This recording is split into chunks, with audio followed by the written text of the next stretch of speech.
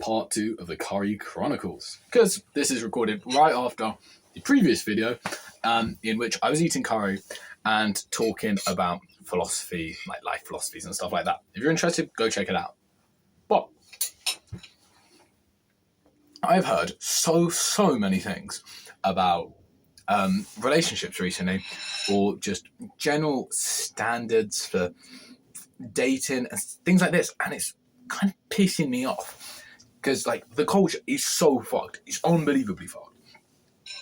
I plan to move to like Poland soon-ish, so I can live with my girlfriend. And a lot of people have said to me, as I am someone who doesn't speak Polish, and we've known each other for like nearly a year and stuff, they've been like, oh, James, like, I like your future plan, but have a plan B. I don't really have the resources or the time for a plan B. I kind of need to just kind of lock in on focus. And everyone said it. My family have said it. Like a lot of my family has said it. My extended family have said it.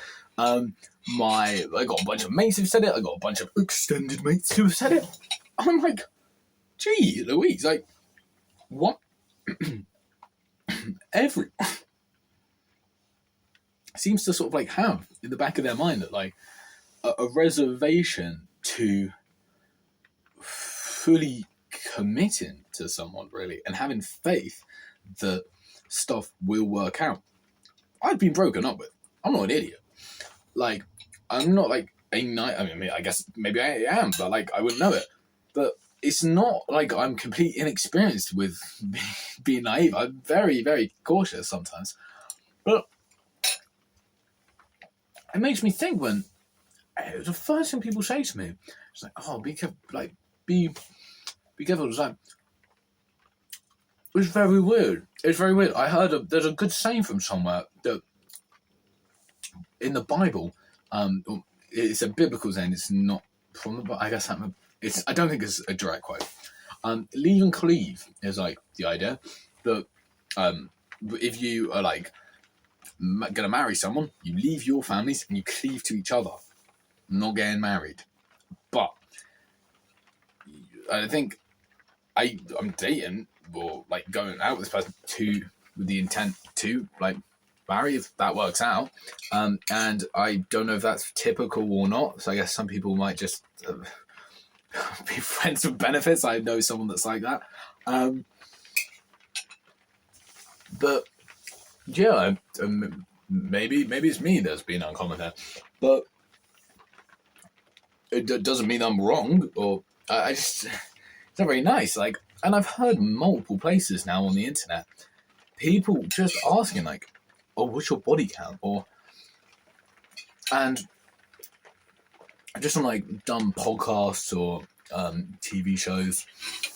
Like, you know what I mean, YouTube shows.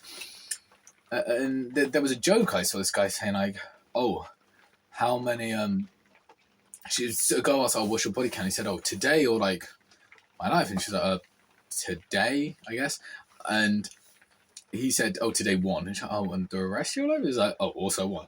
She'd laugh like, I don't think that's a bad thing. Like, is it funny that my understanding of the joke is that he's saying that he had sex today, and that it might be implied that like this was his first time. It's not really exactly what it means, but like I don't understand it. Like, it seems to be a bit, I can't remember exactly where it came up, but I saw someone mention. I was just thinking like, why? Like, why do people need? I understand why people know it, but it's not. I guess it's just maybe the same way that people, like if I tell someone like, "Oh, I benched 100 kg," and my mate can also bench 100 kg, we say the same thing, but behind that there's so much experience that isn't captured in the number. And for something like sex, if you just like treat it as like a number, you lose all of the stuff behind it, unless that's how you've been treating it like the whole time, or very different. Maybe I'm just quite like a tender, sensitive person here, but I'm not ashamed to admit that. Like, it's what I feel right. I don't know what my prescription would be to someone in my position if I was talking to a younger version of myself, and he said, "Dad, like, I've found this girl. I've got all these plans." I think I'd say, "Great." Like, I'd affirm that. No, I'd reaffirm that I was here, but I wouldn't like imply anything was going to go wrong. Just so, like, in case it did, like, for whatever reason, I think the best way to just think about it and treat these things is, oh, not if you broke up or if something went wrong, just if she got fucking hit by a car and just evaporated right in front of you, like, then you're kind of fucked. So then you can come back here with me. But I've been like, oh, if you... But people have, like, a trepidation to say it. If, like, so many people have to and ah around the point of saying, oh, if you guys break up. It's like, what are you... You can say that, like, with chest and not after fives.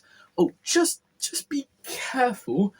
Well, wait, be careful of what? Well, you know how things are. How are things, you know? Because I've had this conversation more than you've had it, because I've had it with every fucking person in my life. Like, not really, but you know what I mean? It's a bit crazy, isn't it? I don't know about this. I think the idea of, like, I think most people's ideas of, like,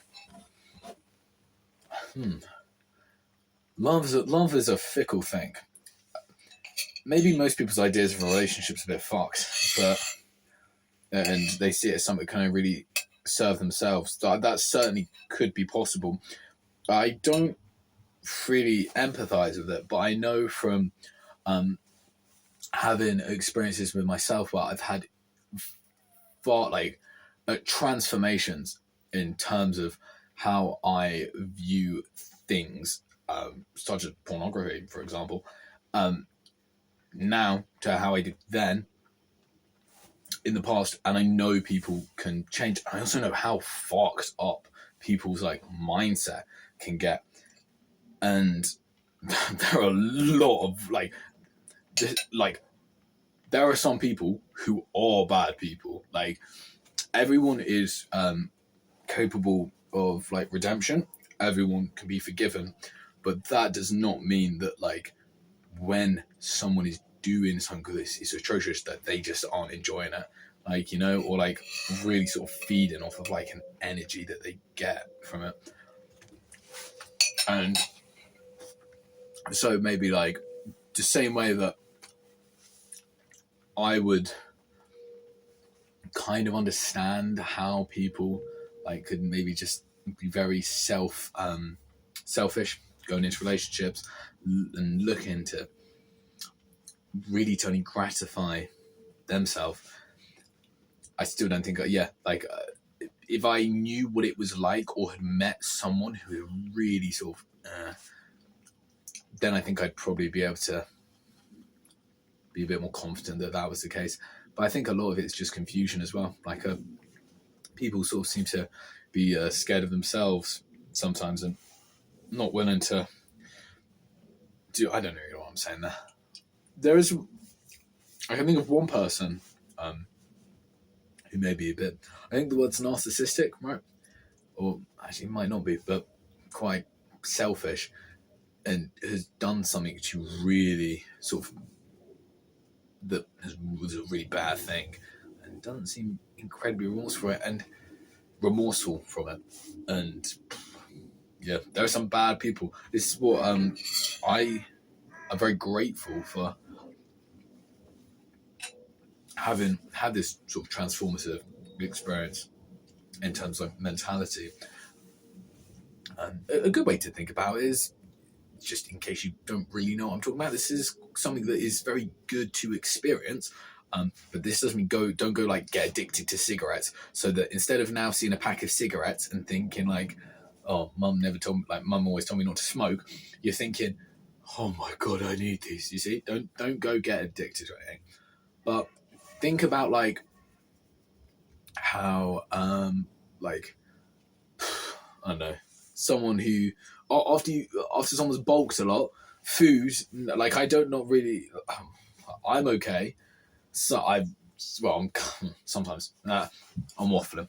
After like bulking a lot for the gym, eating tons of food, kind of just after a while, like if you have to get calories in that day, you don't really look at food as like food. You look at it as just like numbers and fuel. And it's like ugh. So you can really change how you see things if you put your mind to it, and that works for that's a good thing. That is a very good thing. You have control over this. It means that if you have bad stuff that you're doing right now, you can change it. It means if you have stuff you want to do, you can like make that awesome, and that is a very wonderful thing. But yeah, I then don't know exactly what I'd say to someone who